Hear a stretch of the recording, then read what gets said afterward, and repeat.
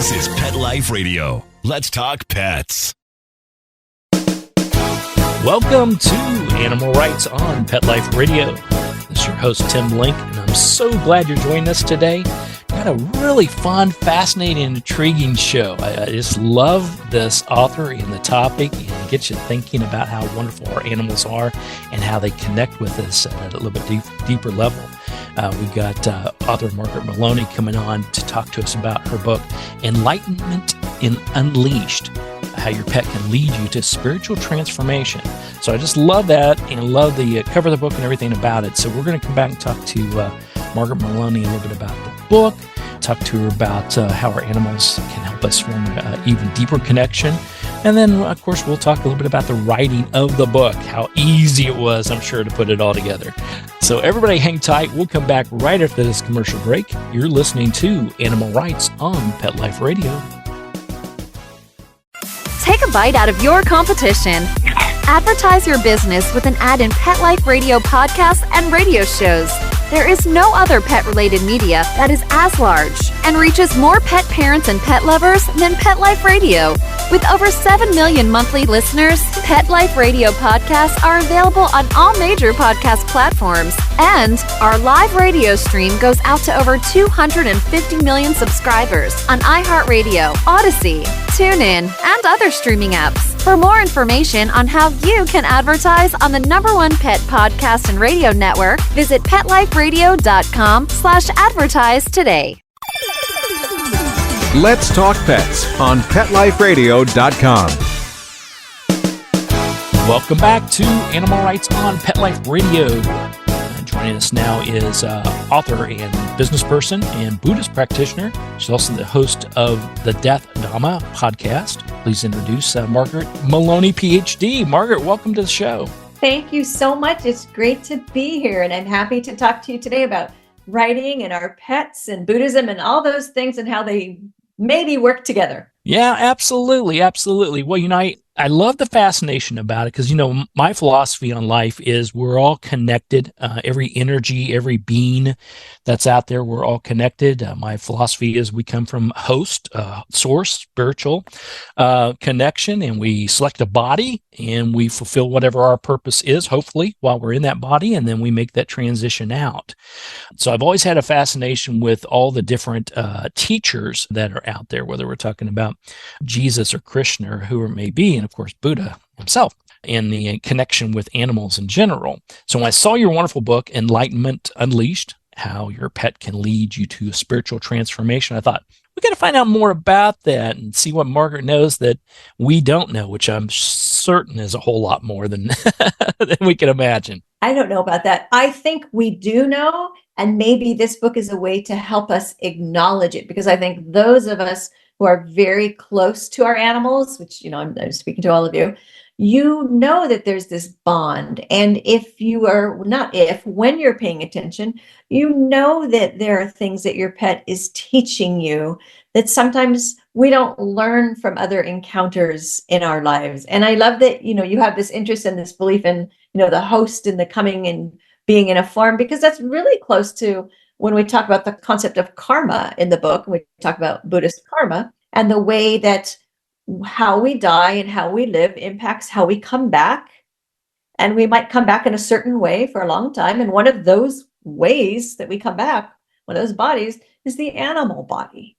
Absolutely. And that's the fascinating topic. When we hear the word karma, I think a lot of times that gets a bad reputation, bad connotation, because it's always like, the karma's going to come back to haunt you. It's going to get you.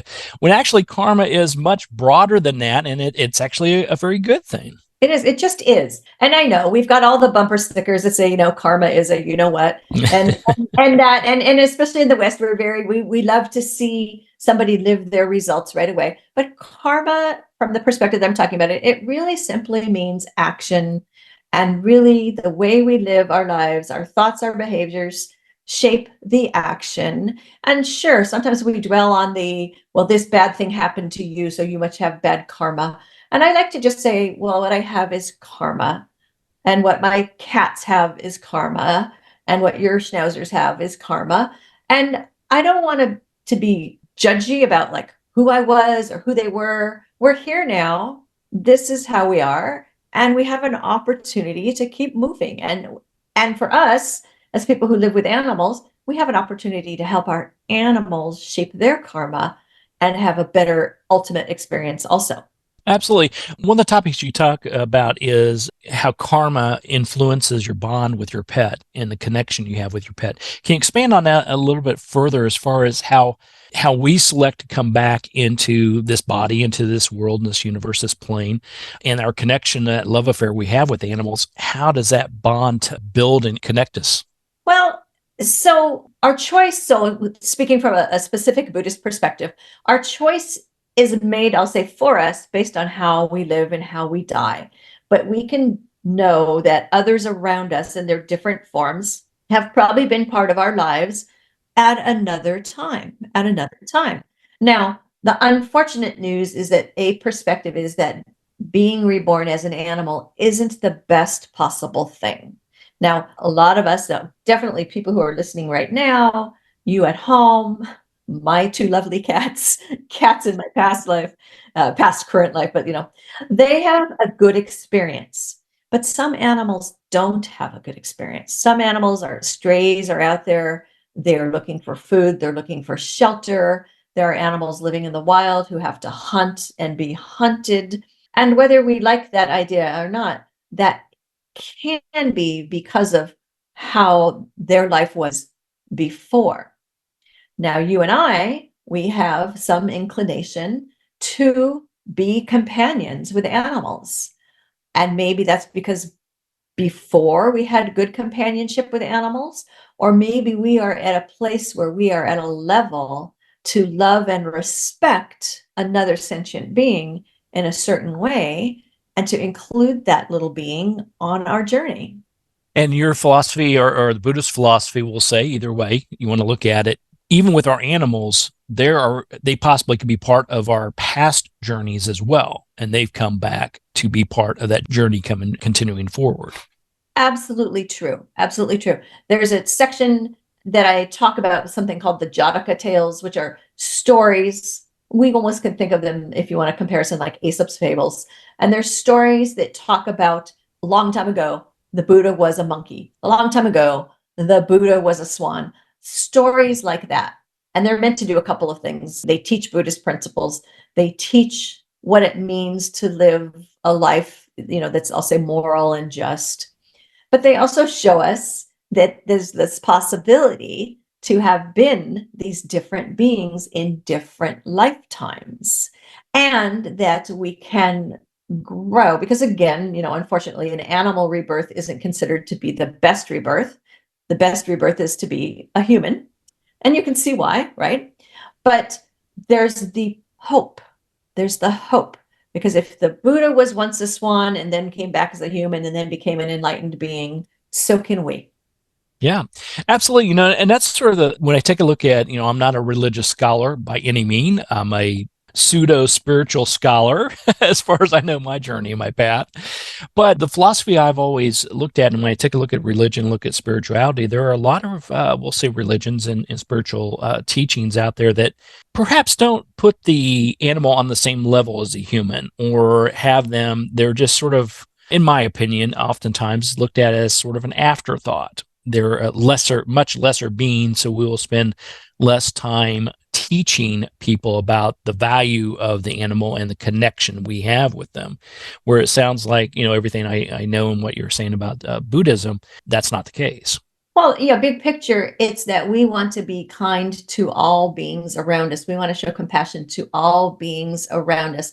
But I need to be fair and honest and say that if there's a choice between a human life and an animal life, Buddhism will still prioritize the human life. There you go. But my mother-in-law, she'll prioritize it the opposite way. She always says, I want to come back as one of your animals because look at all these toys and treats and everything you give them. So I think she would rather come back.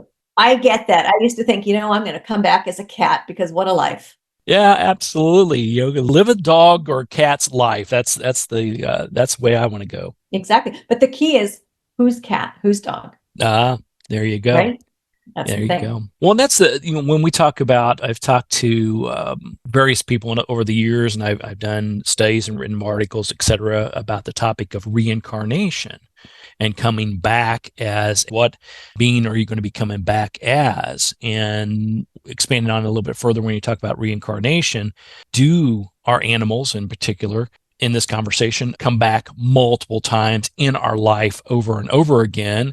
Or sometimes do they come back one and done and they taught their lesson, they've moved on?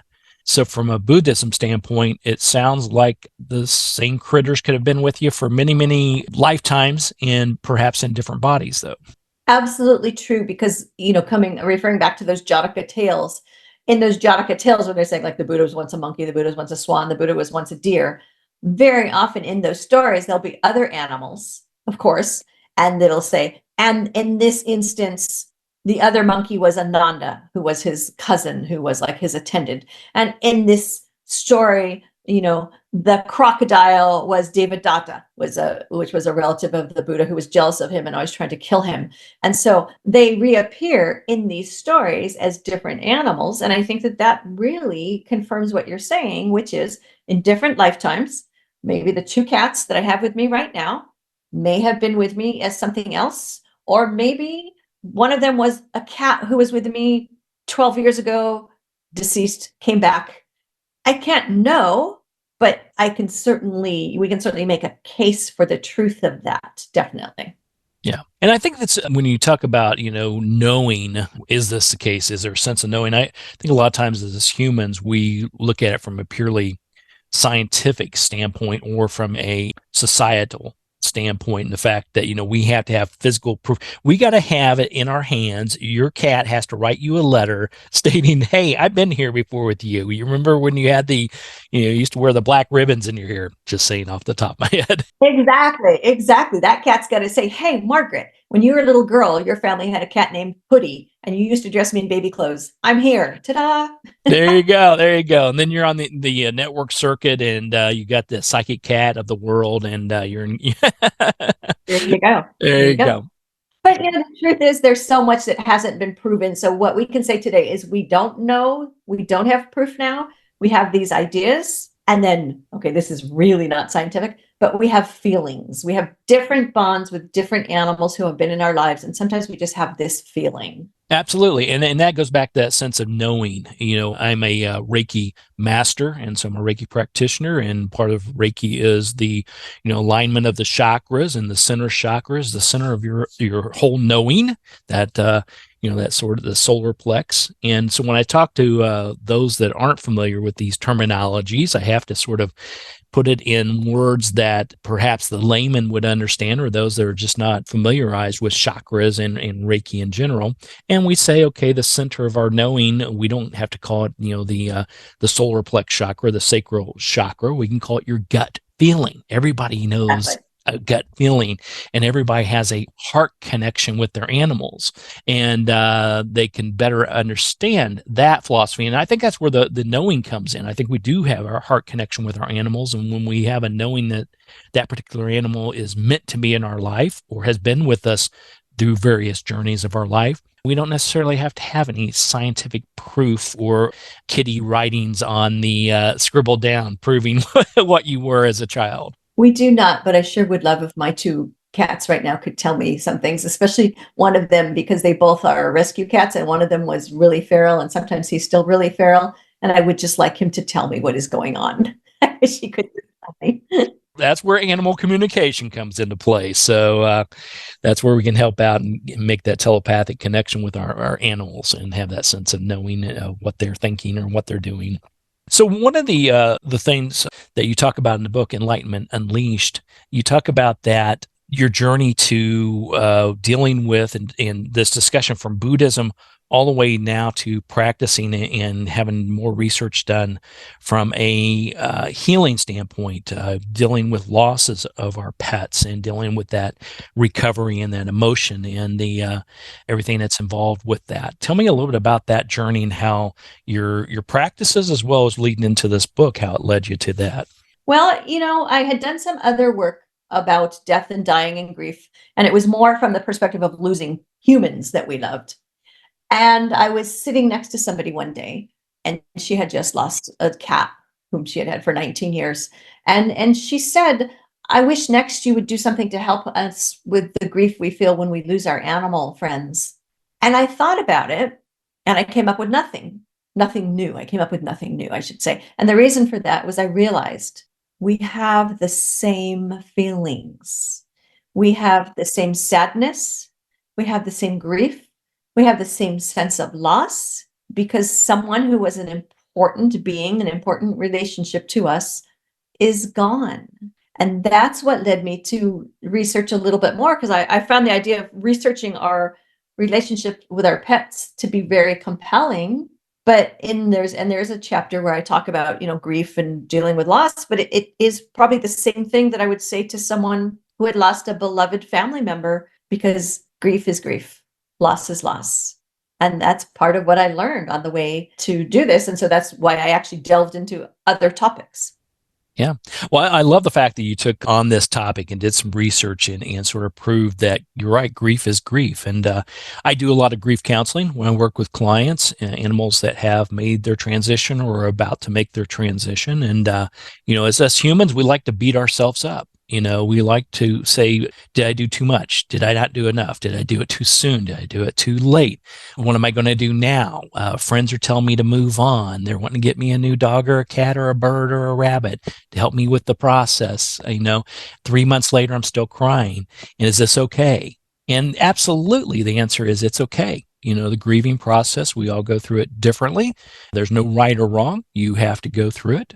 I do know that those sad tears eventually become happy tears, and you remember all the fun and silly and loving things that you did with your animal and had the connection with your animal. But there's no right or wrong way of going through the grieving process. Absolutely. And there's no time frame. And I really appreciate that you pointed that out. Some people may get a puppy from a litter 2 weeks later. I have had people turn to me and say, I just can't ever do this again. And so they've decided they're not going to have any more pets because they just don't want to go through the loss. And then it's somewhat in between. I had a cat that I had been with me for about 15 and a half years and very eventful years in my life. And people would joke, and maybe because he was a black cat, they'd say like, oh, he's your familiar. Or I remember one time they called me witch. Okay. And somebody else said, that's the first cat that I've ever looked at where I feel like something is looking back at me. And so we had this very close relationship, this cat and I. And when he died, I was a mess. And we had another cat. And the cute thing about that other cat was the morning after my familiar died, this cat took me over. He, the next morning, jumped up on the bed, jumped up on me, patted me on the face, woke me up, followed me around the house. So he took over, the care and feeding of Margaret. Well, it was a long time, not a full year, but several months before I would consent to bringing another companion cat into the house for Soho, who was the one left behind and taking care of me. And it took some urging. And I wasn't, when I say I was pushed, I don't mean that I was unready. I would just say that I didn't know I was ready yet. And my husband said, it's time. And I would really like us to have another cat. And can you do this? And so we did. And so everybody's story is different. We just want to respect each other in this place. Yeah, absolutely. Just try to be there and support the best way you know how. That's all you can do. But I think it does help when people realize that it's okay to grieve for your animals at the same level or sometimes even deeper than you do for perhaps the humans that were around you, because you have that heart connection. So there's no reason why you would want to grieve or not have that connection with your animal. And not everybody has to understand. In a perfect world, where of course we live, in a perfect world, people would say at you or I, or you and me, and they would say, I don't get it, but I respect it. And that could be enough. Now, we don't always get that. Yes, there are going to be people that are going to be like, it was just a bunny. It was just a cat. And you know what, though? Having gone through the loss of humans, as I'm sure many of you have, I will also say that there are people who think in 90 days you're done. So for all of us, it would be so nice if what we could just do is meet each other where we are and give each other space and just look and say, I don't get what she's going through, but I get that she is going through it. I love that message.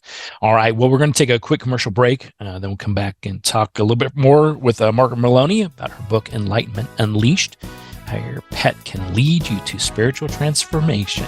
So everybody hang tight. We'll come back right after this commercial break. You're listening to Animal Rights on Pet Life Radio.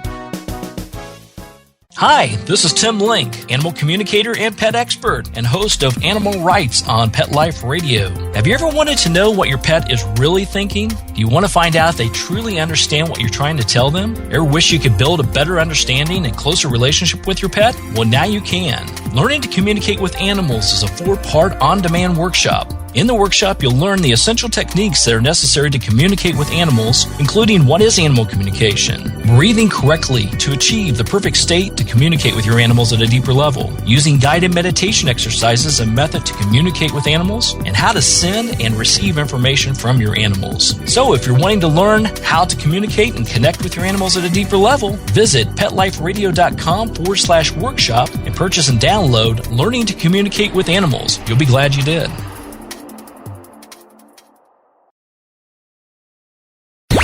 Let's talk pets Let's talk pets on Pet Life Radio. Pet Life Radio. PetLifeRadio.com. Welcome back to Animal Rights on Pet Life Radio. Continue our conversation with Margaret Meloni and her book, Enlightenment Unleashed. Now, Margaret, put together the book. Was this a epiphany you had? Did you have an idea that, hey, I want to write a book about this and Buddhism and the topic of animals?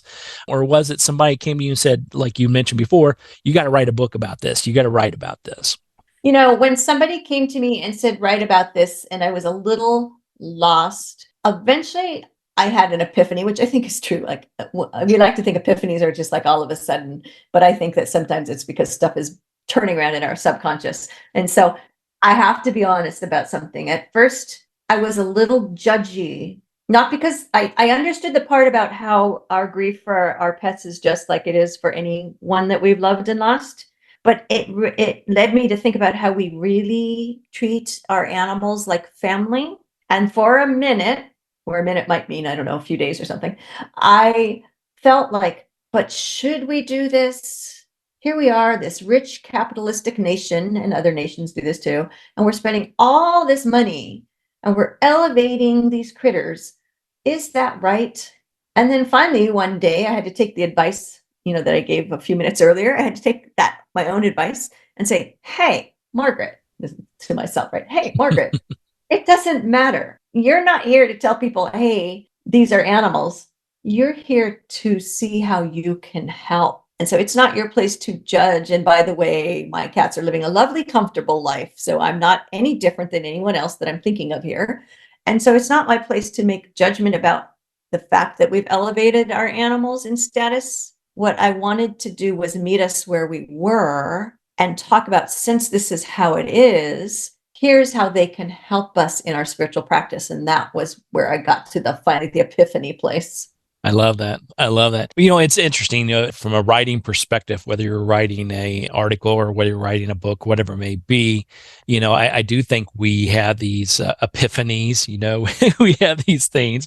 We also have these editors and people come to us saying, you need to write about this or that. And sometimes it resonates and sometimes it doesn't, or sometimes we have to let it percolate for quite a while before we do something about it. But at the end of the day, you just highlighted just briefly there about the subconscious mind and the subconscious connection. And I'm a big practitioner or preacher of this thing called meditation. And meditation comes in all forms and shapes and sizes. It can be guided meditation, chants, mantras, whatever it may be, or it can be simply working in your garden or listening to music. Anything that allows your conscious monkey mind to shut off, allow that subconscious to open up. That's where all the ideas and the connection, I believe, with source comes through, because you allow that portal to open up and allows all these things to come through to say, hey, hey, Margaret, you need to write this book after all. Mm-hmm. You're so right. And I do meditate. And I don't remember what I was doing at that moment when I realized, like, let go of the judginess and this is what you need to write. But I do believe that you are correct and that it is an absolute function of meditating, letting go of things, letting something else come to the surface, and in a way, letting the way that I want to live my life and my Buddhist practice really come and take the place of any feelings of, hey, you need to tell people they shouldn't be doing this. That don't write the book on don't treat your animals like people. Don't write that book. No, nobody Write wants the that book book. on how this helps us. Absolutely. And then you may be the next guest on animal rights on Pet Life Radio. You never know. You got to write about I those had no animals. idea at that time. I had no idea. Absolutely.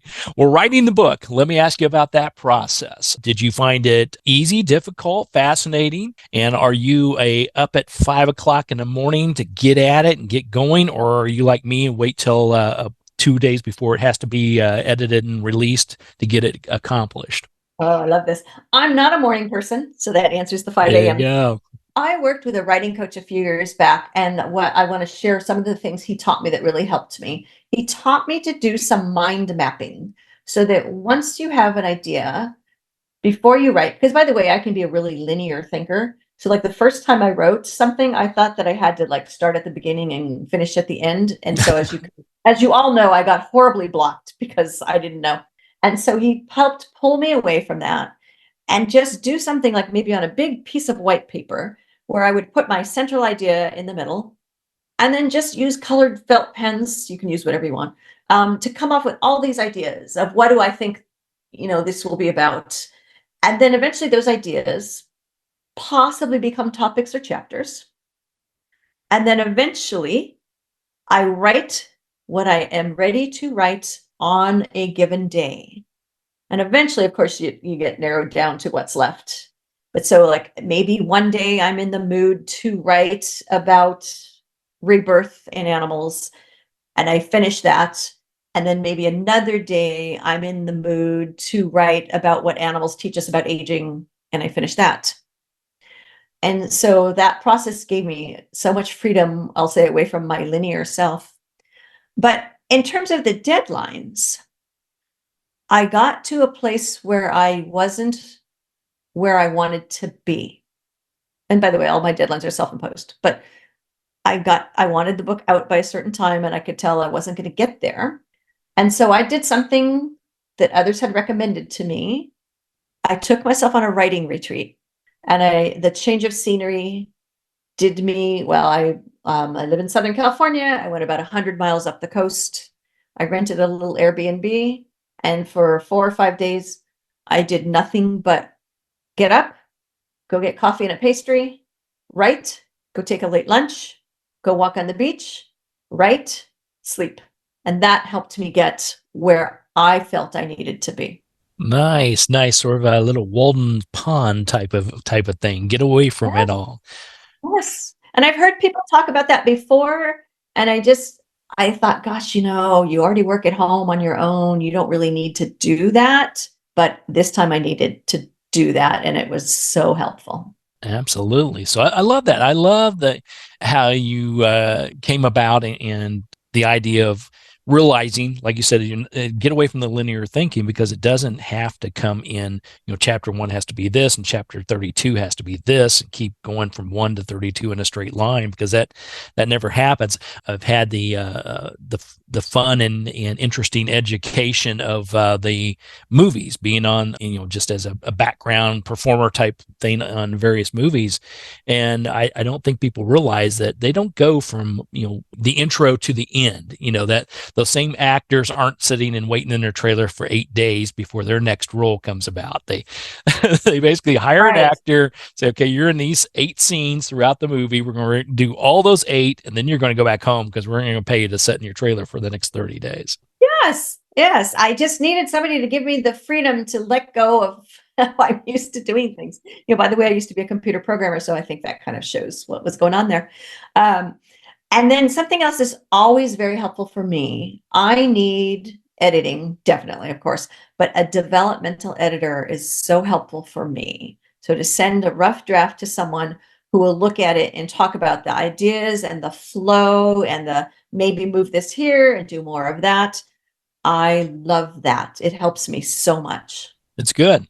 All those are excellent things. And I like the retreat. I think I'll take a writer's retreat, but I'm not sure if I'll do the writing. I just want to get up. I want to sleep in, go get the croissant and the coffee, and then walk on the beach. Yeah, that sounds better to me, Margaret. I don't know.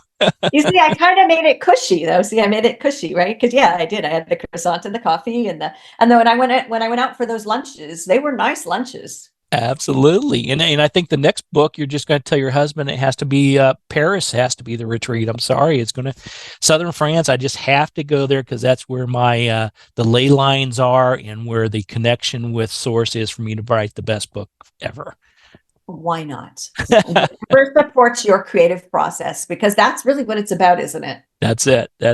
Well, after putting together the book, Enlightenment Unleashed, what do you hope when people pick up the book and read through it? What do you hope they gain from it? Is there a centralized message that you have, or is there a general message that you hope they walk away with? I hope that they walk away with a understanding of the deeper level of our relationships with our pets. So, okay, for some people, see, I call it a book for Buddhists who love pets, but for pet owners who are curious about Buddhism. And so there could be a couple things going on there, because in a way, this book is teaching Buddhist concepts. So if you're new to Buddhism, you might walk away with that. But overall, all of us, hopefully we're walking away with this understanding of the depth of feeling in these little beings and what they're bringing to us beyond just going for a walk with us, beyond sitting next to you while you watch TV. If you really pay attention, there's so much that our animal companions can really be helping us. And that help can move you forward in your spiritual life, whatever you choose, and that can bring you to a place of more joy and peace in your life. Oh, fantastic message. I love that. And no more walking your dog and texting at the same time. That's got to be outlawed. That is not part of this book or part of our lives. That's right, because you should be there and paying attention to your dog who is showing you things and maybe you don't know it.